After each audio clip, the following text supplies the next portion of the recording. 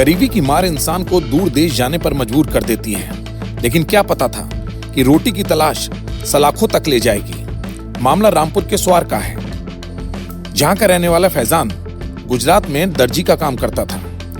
आज वह गुजरात एटीएस की गिरफ्त में है। आरोप है आतंकी संगठनों से जुड़ाव। लेकिन घर वाले कह रहे हैं कि साहब, मेरे बेटे को तो ठीक से पढ़ना भी नहीं आता, वो विदेशी साजिश कैसे रचेगा। आखिर क्या है इस गिरफ्तारी के पीछे का सच, देखिए हमारी खास रिपोर्ट।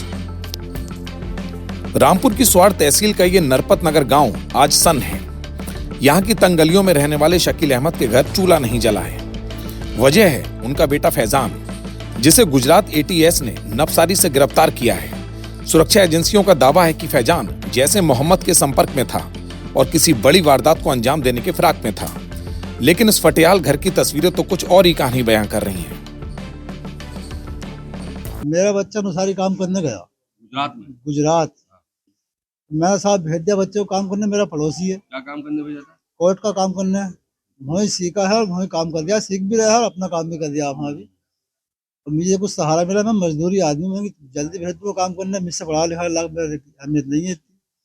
मैंने जो लालच में बच्चे को पढ़ाया नहीं। मैं थोड़ा ज़्यादा सीख जा, मेरा हाथ बढ़ा लगा, गरीबी आदमी हूँ। बस साहब वहीं कारखाने में काम सीखा और वहाँ से जो पुलिस ने छापा मार दिया। कारखाने पे छापा ऐसा मारा साहब, पूरा कारखाना सीज कर दिया। सीज करने के बाद सबने पुलिस ने कब्जा कर लिया कारखाने पर। जो लोग, कुछ लोग कारखाने से बाहर थे, जो लोग अंदर कारखाने में थे, सबको बंद कर लिया। सबके पहले मोबाइल छीन लिए, तो उसके बाद कारखाना सीज कर दिया। सबको पुलिस पकड़ के ले गई। माँ का कलेजा फटने को है। फहीम जहां को यकीन नहीं हो रहा है कि जिस बेटे ने कभी किसी से ऊंची आवाज में बात नहीं की, उस पर देशद्रोह का ठप्पा कैसे लग गया है। परिवार का सबसे बड़ा तर्क है कि फैजान अनपढ़ है, फिर उसकी सोशल मीडिया आईडी से अंग्रेजी और अरबी में जिहादी बातें कैसे लिखी गईं। ये सब झूठ इल्जाम लग रहा है। क्या अपील करना चाहिए? हमें इंसाफ चाहिए। क्या नाम था बेटे का? फैजान। कब से था बाहर? फैजान 8 महीने से गया हुआ है। आखिरी बार कब बात हुई थी?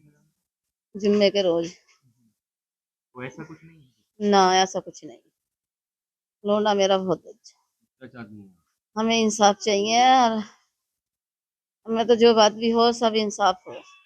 इस मामले ने स्थानीय राजनीति और समाज को भी झकझोर कर रख दिया है। गांव के जिम्मेदार लोग इसे एक बड़ी तकनीकी साजिश मान रहे हैं। सवाल उठाया जा रहा है कि क्या फैजान को डिजिटल ट्रैप में फंसाया गया है? क्या किसी और ने उसके नाम का इस्तेमाल कर आतंक का जाल बुना है? सवाल कई है। जैसा हमने न्यूज़ पे देखा है, क्या उसे जो है आतंकी संगठनों से जोड़ा जा रहा है, ये सर बिल्कुल ही सरासर गलत है। वो इन मामलों में था ही नहीं और हमारे नगर में ये पहला मामला है। हम तो सुन के बहुत अफसोस हुआ। और वो तो पढ़ाई लिखाई भी नहीं जानता था, पढ़ना लिखना नहीं आता था उसे।